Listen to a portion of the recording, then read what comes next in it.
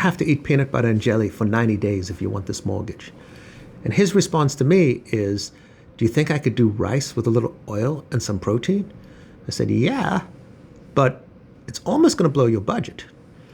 When he initially calls me, he explains to me that he owns a house and he decided to take the house from a 1 unit to a 3 unit, and he's been renovating it with his own income.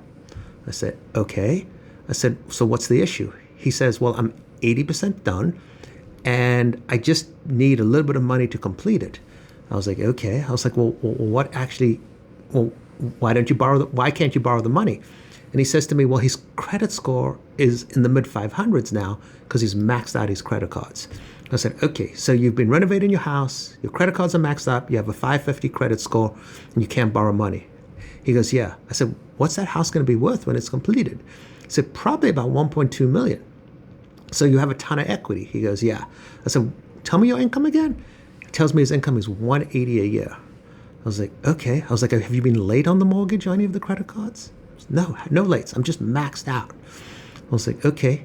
Let me just ask you some personal questions. He says, okay. I was like, do you have a wife? He goes, no. I was like, do you have kids? He goes, no. I said, do you have a large car payment? He goes, no. So I said, okay, so you're making 180 a year, about 15 grand a month gross. Your mortgage payment's about 1,800. You pay maybe another $500-$600 to maintain these credit cards, and that's all the debt you have? He goes, yeah. I said, okay, well, this is a real clear plan. First, you need to stop renovating your house. I was like, is it okay if you stop for 90 days? He goes, yeah, I'm just living in an unfinished house. I was like, okay, you need to stop for 90 days.